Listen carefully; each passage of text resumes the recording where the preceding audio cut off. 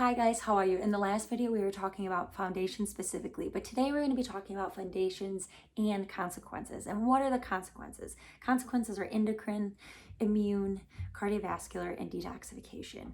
Now, these four consequences have massive effects from the foundations, and I'm going to talk a little bit about those, especially to you women out there that are battling some adult acne and just are really having a hard time kind of figuring out what's going on. You know, you're in your late 20s, early 30s, and you just can't figure out why your skin's so inflamed. We're going to come back to these foundations and to these consequences because it really helped me along my journey, and I just want to pass that along. So starting off with the endocrine system. Now, this is where so many women have hormonal issues and imbalances, etc. And what I believe to be the two foundations to support our endocrine system, which is in charge of our hormones, are blood sugar and fatty acids. Now, your blood sugar is crucial because let's think about our modern lifestyle. We're always stressed. We're not really sleeping. We're probably eating quick foods. We're really throwing our body into not the best parasympathetic state or relaxed state. We're kind of living in this fight or flight or sympathetic state all the time. So making sure that we're keeping our blood sugar regulated is crucial. And why? So the main mastermind of our endocrine system is your adrenals. And when these become exhausted or overworked, these can have a slew of problems, especially in your postmenopausal years.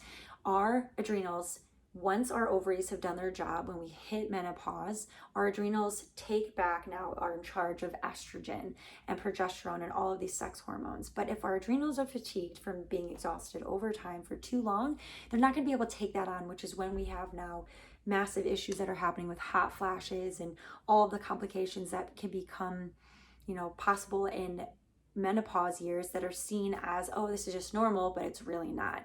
So we want to always support this, especially in our earlier years when we're still fertile.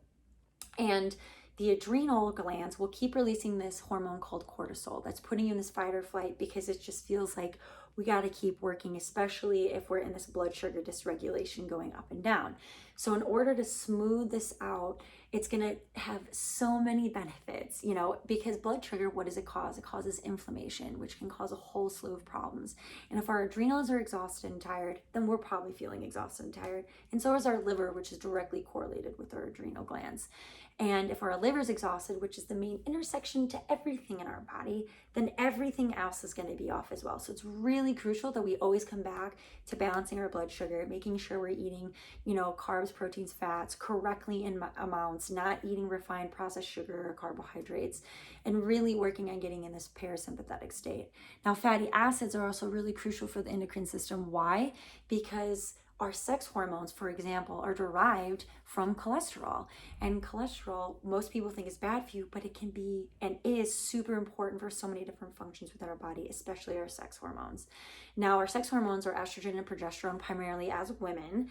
Testosterone and others are different, but we just need to remember that it's really important to making sure we're getting enough fatty acids as well as proper sourcing of fatty acids.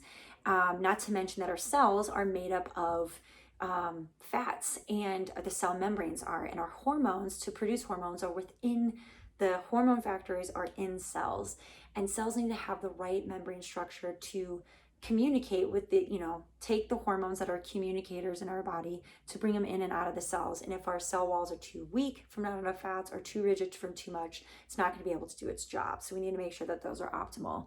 Moving on to the immune module, we're talking about diet and digestion. To me, are the two most important foundations to focus on this, and they're directly correlated. We are what we eat, and we are what we absorb. So if we're not eating properly, we're not going to be able to absorb properly. And these two can be intertwined. If you're eating foods that are causing reactions to your body, if you know that you have a sensitivity to gluten and dairy and you continue to eat them, you're going to cause massive problems in your body and inflammation. So we really want to focus and take care and pride into what we're putting in our body.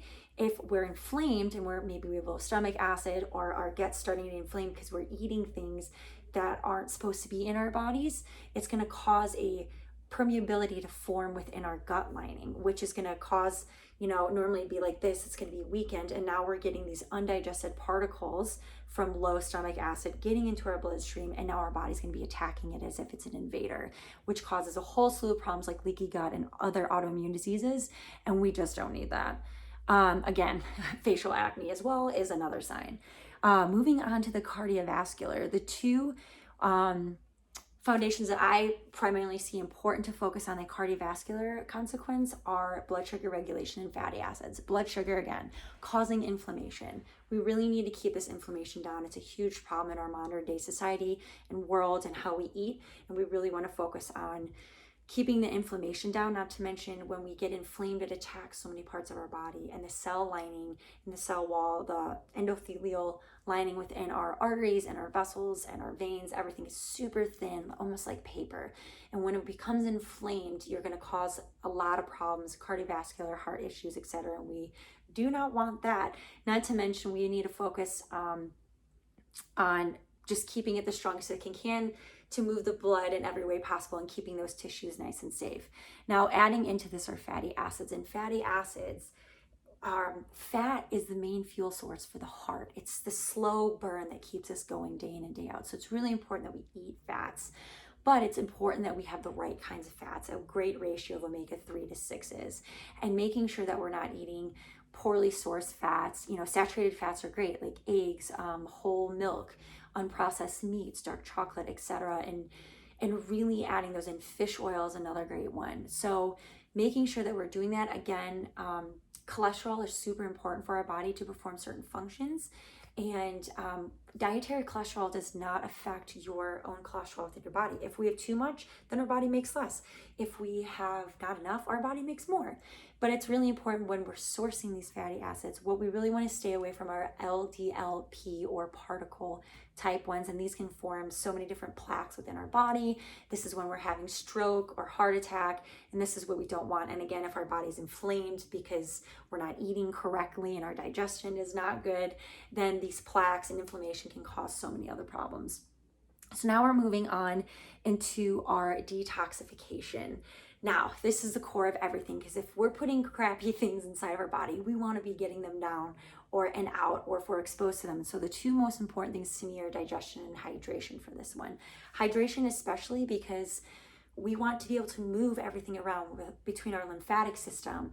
We want to be able to move, which can affect our bile. Our bile is the river to be getting all of these toxins out of our body. And so we want to make sure that we're moving fluid around. Same thing with our bloodstream. We want enough fluidity in our blood to be moving around these toxins, taking them in, releasing them. And as this is moving into our lungs, and then our lungs have fluidity as well, and it's combining with these toxins and releasing it as carbon dioxide into the air. And same thing with our skin being able to sweat, because we have enough water inside of us with electrolytes. So it's really important. And on top of all of that, making sure that we can pee and eliminate any toxins through our urinary system, because our kidneys are in charge of many detox pathways as well. And supporting our liver, which are in charge phase 1 and 2 detoxification, because all of this is really, again, comes back to the liver. As well as if you suffer chronic constipation, we need our digestive system to be moving fluently as well, and having enough water to excrete any toxins with that. And so moving into the digestion part of this, it's really important always that we work on our digestion and making sure that we are properly honoring our body in this capacity, and noticing if we have low stomach acid, or if we have inflammation, or if we're eating foods that are inflaming it and we have leaky gut, because when it comes down to the core of it, our gut is one of the biggest defenses against any invaders. And so we really want to make sure that we are sticking to making sure our gut is in check always, that we are eliminating these toxins regularly on a daily basis. There's no backup, because when there's backup, we're going to have a domino effect of so many other things. And our gut has beautiful probiotic and prebiotic bacteria in it that can fight against these invaders. And again, between the small intestine and the large intestine and the microbes that live in there and the flora, it's just a beautiful dynamic of everything coming together. So it's really important, again, that we're focusing from a north to south, being in a parasympathetic state, and really honoring our body through this to properly support our detoxification process. Thank you for listening to the Foundations and Consequences.